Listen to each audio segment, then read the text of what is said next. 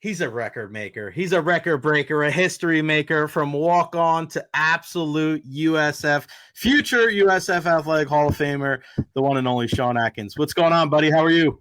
Doing good. How you doing, man? Appreciate Uh, you having me. man, I'm so happy for you, man. So happy for you. I mean, last year, remember I asked you the question, you told me the story about Coach Golesh telling you, like, you have to sleep more. He's like, you got to sleep. Like, it was just some basic, like, real life stuff. And to see you Saturday go out the tunnel, pick up Coach Golesh. Like it was a cool moment, man. Just talk about what he has meant to you and what was it like to take the field there for the final time at Raymond James. Yeah, man. He's just been such a mentor in my life, and me and him have such a great relationship. I go to him for anything, and I'm seeing everybody dap him up on their way out, and he just means so much to me. So I just had to go up and grab him and give him a big hug, and just tell him, how much I appreciate him and what he's done for my football career, and he's elevated me to the next, level, and I just appreciate that man way too much. Sean Atkins, the history maker, the record breaker. Man, I tell you what, I know Coach Golesh. I was at the facility the other day early in the middle of last week, and he's like, we just got to start fast. And then you start looking up and you're like, well, you scored again, and you scored again. And the Twitter timeline for USF football, I looked at it at halftime. It was like TD, TD, TD, TD. What was it? Like, what did you guys do? Did everybody have a great breakfast? Did you have a great sleep Friday night? Like, you guys have struggled getting out of the gates sometimes this year, but holy smokes, against Tulsa, I mean, you put the smackdown on these guys in the first quarter. How'd you do it?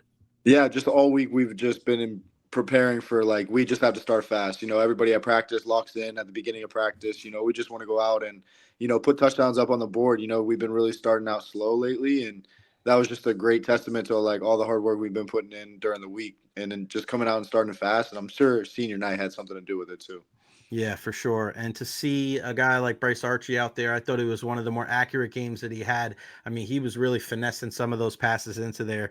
I mean, what is it like in the middle of the season when Byram goes down and Bryce comes in, and you know that the offense has to change a little bit, right? Because it's so easy to say, "I'll just put him in there. He should be able to do the same exact thing."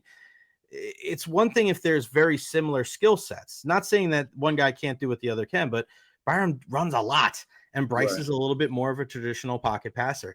How were you guys able to kind of stay on the same page and to just kind of keep at it to a point where that you're starting to really, you can see these last couple of weeks are really starting to fire on all cylinders, and he seems a lot more comfortable in control of this offense. Yeah, it was kind of just like a don't flinch mentality from the whole team, honestly. Bryce is really confident back there. He's always been a leader. And just being able to see him grow, over the weeks, getting a hard start at Memphis, Hurricane comes in, and just kind of battling back. He always wants to get better. He's always talking to me on what I need to do on my routes for him to be on the same page, what I need to look for. And he's just been doing such a great job. And I feel like the whole receiver group as a whole has been selfless, the whole offense, honestly, the whole offense. And that kind of just helps him build confidence because nobody's like begging for the ball. He can just kind of go out and play free and, do him.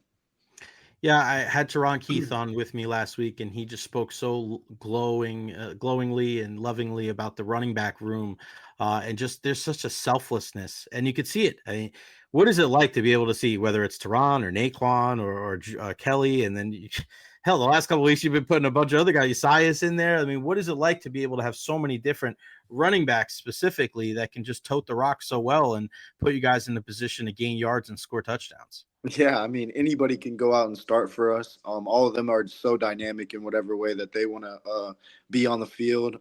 There's not really a fall off. You have complete confidence in every single one of those guys, and you're just waiting for one of them to make a play. You know how many times I've been out there where I was just been blocking, and then you just go, "Oh, there goes Kelly," or "There goes Naquan," or you know what I'm saying? So, just being able to see how hard those guys work and just being around them. Honestly, it's just you can tell that all of them love each other and they just love the game of football.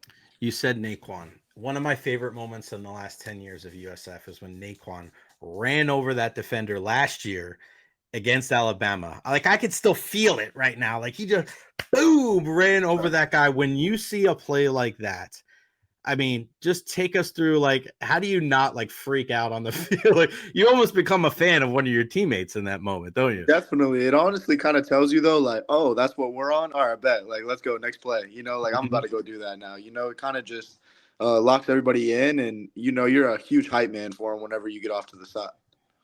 Yeah. What's the biggest difference between take me back, let's go week 1 last season, before the first game under Alex Golesh to now? Bowl eligible for the second year, almost 2 full seasons under Alex Golesh. From your perspective, what is the biggest difference from that week 1 in 2023 to today, November 25th, 2024? Yeah, from week 1 last year, it was kind of a whole bunch of like blind confidence in Coach Golesh and what his philosophy is and how he believes that the game should be played. And now all of us are on the same page. Like we know how we want to play. Our identity is starting fast, playing fast. Get the ball snapped. And Coach Golesh is just one of those guys that's going to be your best friend too. So he's going to call you out whenever you're not doing good, and you respect it. There's never a disconnect on what he's saying, and if he goes overboard, he's going to come up. He's going to be the first one to apologize, and he's just such a great leader, and he really harps on just loving one another and playing for one another. So I would just say the biggest thing about it is just understanding how we want to play the game of football. It's funny. I know it was kind of like downplayed. It's just another game, but now that it's just like a month and a half later, like I drove up to Tuscaloosa for that game with you guys, covering that game in the press box, and 100,000 people there. Nick Saban, like, do you realize that like 30, 40, 50 years now from now, you're going to look back at that game and be like, I played a football game in front of 100,000 people. Like, do you realize, like, I mean, I know it's football and you're focused on what's in front of you, and I know you got to treat it, in preparation like any other game, but I mean, it's a pretty historic venue. I mean, do you realize like some of the places you've played and some of the teams you've faced, and what that means like in the history of college football? Yeah, absolutely. There's only so many percent of people that are able to experience that. Just being able to be a part of that is something special and something that all of us will remember for the rest of our lives. What about these records, man? I mean, you're coming up with these catches and it's the countdown is on. I mean, what does it feel like to know that you're going to be in the history books and you're passing some of these names, like some of these guys that like Andre Davis, like that's a Tampa guy, man, through and through. I mean, what does it mean to have your name etched in the record books here at USF? Yeah, I'm super grateful, being up there with a lot of the guys, that you've named, and just all the guys that came before me, that kind of set the foundation for what USF is for the fans, everybody in Tampa that have seen it. And, I just want to leave my mark and my legacy and just be stamped in the history books as, one of those guys that just went out and did whatever that was needed for a win. And, just being able to be a part of that and, continuing my story is just something special to me and something that I cherish for the rest of my life. I'd love to see in one of these last 2 games, you in one game throw for a touchdown, run for a touchdown, and catch a touchdown. Maybe, and hey, let's not stop there. Punt return for a touchdown. Dude, I need a punt return. I need a punt return. I mean, yeah, I mean, man, I tell you what, Tulsa, we were talking about their coverage before the game, and it was like, oh yeah, they've given up way more than they've had, but I thought their coverage was actually pretty decent in that game. The defense, obviously, they gave up 63, but so important for you to be able to just hold on the football and just take care of it in that situation. Well, what do you have more fun, returning kicks or throwing the football? Definitely throwing the football. I'm QB1. I'm QB1. When you secure when you make a pass and you complete it, are you talking junk to Byram and the quarterbacks, letting them know what the deal is? Oh yeah, I love telling them that I got the best touch on the team, and I'm always telling Golesh like he needed to put me back there more. Yeah, man, double reverse, flea flickers and all this crazy stuff. Um, I want to ask you about kind of like looking ahead and looking at these next 2 games and the importance of focusing on the process, right? We heard that so much from Coach Golesh, but how do you look at this process knowing that, like, hey, you got 2 games in front of you? Is it that much more difficult knowing that you have a bowl game ahead, or is it just kind of status quo, do what you've been doing? Kind of just doing what we've been doing. We kind of had like a turning point as a team when we were 2-4, and we were just like, enough's enough. Like let's just go out and play football, play for one another, and just kind of finish this game strong, like this season strong. And being able to go to a bowl game already, and then when next week you're 7-5, that's a great season. And then you can go out and be 8-5, win bowl games. So that's kind of like where our team's head at, and we just got to go out and execute. I wanted to ask either you or Kelly this question. I'm glad you hopped on with me today because you've been here for God, man, 2019 is when you walked in. You saw 2 games, Wisconsin, South Carolina State. Think it back to that, man. 2019, like that's it's amazing, man. It's amazing. Your journey's been so just inspiring to people here in the Tampa Bay area. And I was thinking about this aspect.